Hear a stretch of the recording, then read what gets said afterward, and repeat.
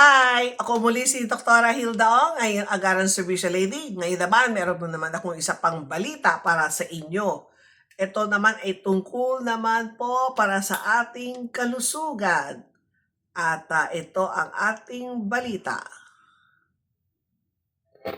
Buong linggo mababasa ang column ni Dr. Ministry in Alternative Medicine, Hilda Ong sa Remate. Ang inyong lingkod nasa internet din, www.remate.ph. Dr. Ministry in Alternative Medicine, Hilda Ong. Hindi lang pang-radyo, pang-dyaryo. Remate, ang dyaryo ng masa. Remate online, www.remate.ph. Ang number 1 pahayagan ng Global Pinoy. DOH nagbabala sa pagtaas ng kaso ng leptospirosis, maagang pagpapagamot, malaga upang maiwasan ang pagkamatay. Delikado po ang leptospirosis ha.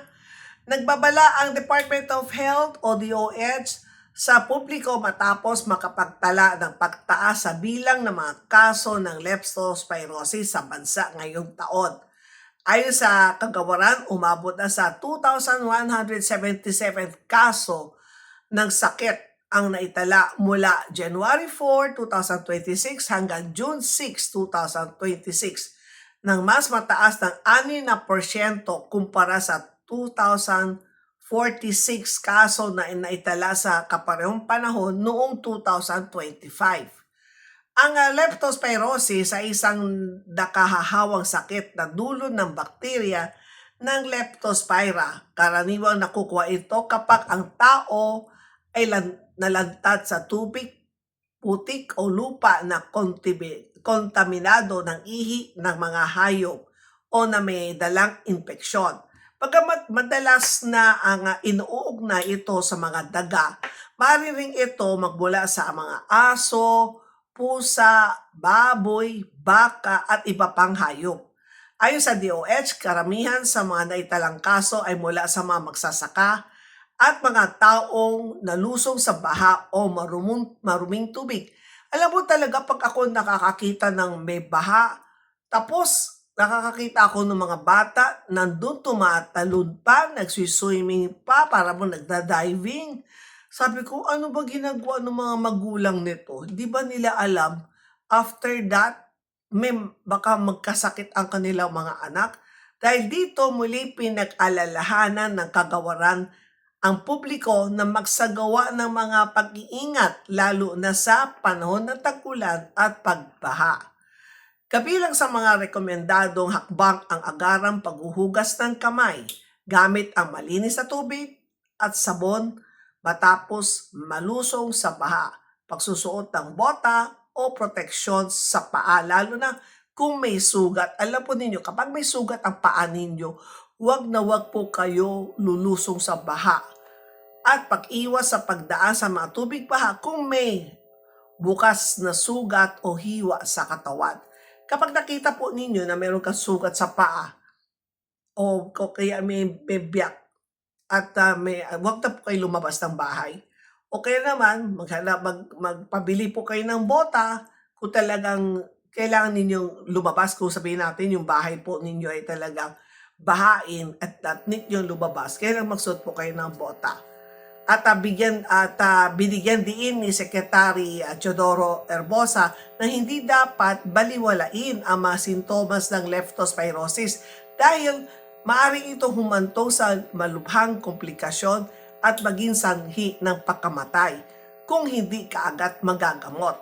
Kabilang sa mga sintomas ito ang mataas na lagnat. Yan, meron akong nakita na nilalagnat siya. Panginginig, pananakit ng ulo, pananakit na katawan at tiyan, pagsusuka, pamumula ng mata at panindilaw ng balat at mata. Yan ay mga, kumbaga ganun, ay nakakatakot na po yun ha. Kaya ito po ang senyales. Kapag po kayo lumusong sa baha at hindi kayo naghugas kaagad ng paa ninyo, hindi kayo naligo agad, hindi nyo hinugasan, tapos sinabunan na maigi, ayan po ang ito ang mga sintomas. May fever, nanginginig, pananakit ng ulo, masakit ang ulo ha, pananakit ng katawan, at mas masakit ang tiyan, pagsusuka, pamumula ng mata, at paninilaw yung nga, pagtingin mo sa mata ay dito sa area ng kulay puti, naninilaw. At syempre ang mga balat, ay nako, delikado na yan. Hinimok ng DOH ang sino man makaranas ng mga nabanggit na sintomas, lalo na kung nalusong sa baha kamakailan. Yan kapag alam na niyo na lumusong sa baha yan, na kaagad magpatingin sa pinakamalapit na health center o doktor.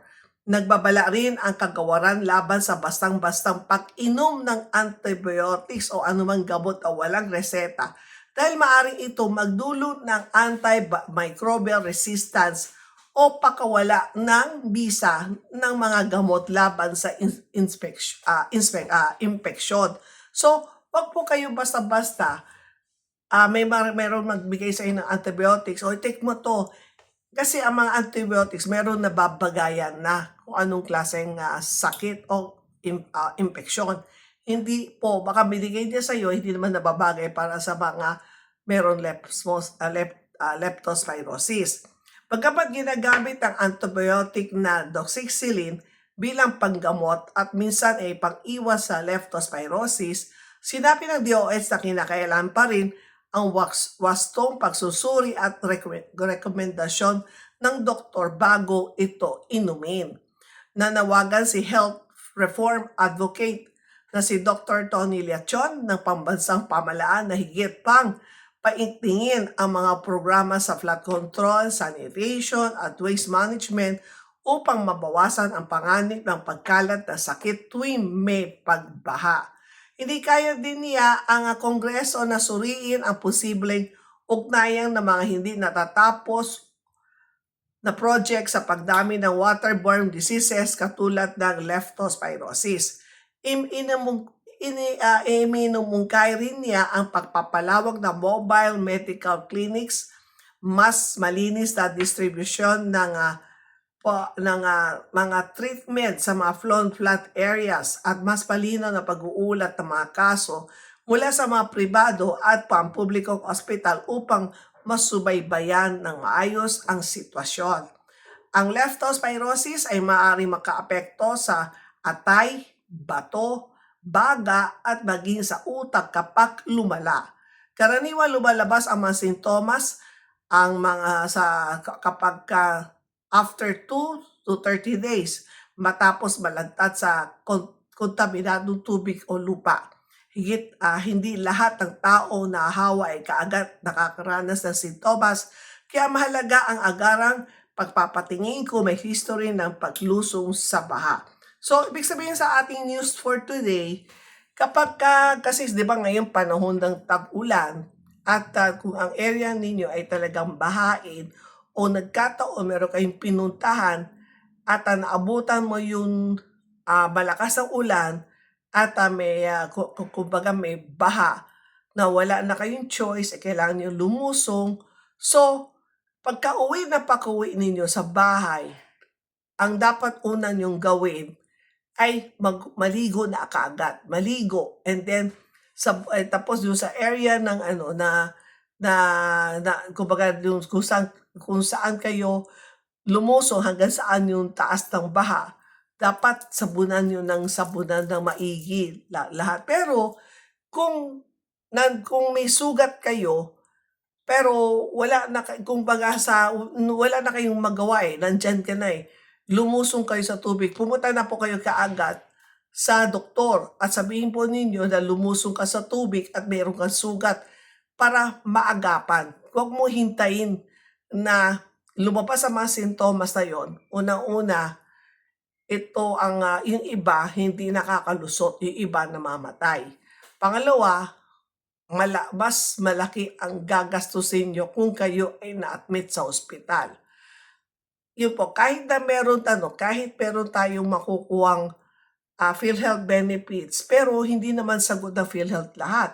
Bakit hintayin pa ninyo na magkasakit kayo, tapos tatakbo kayo sa emergency room dahil nga masama na yung pakiramdam. Talaga meron akong kakilala nanghihina talaga siya. Tapos pagpasok nung kaya nga sinabi kasi na lumusong talaga siya sa tubig.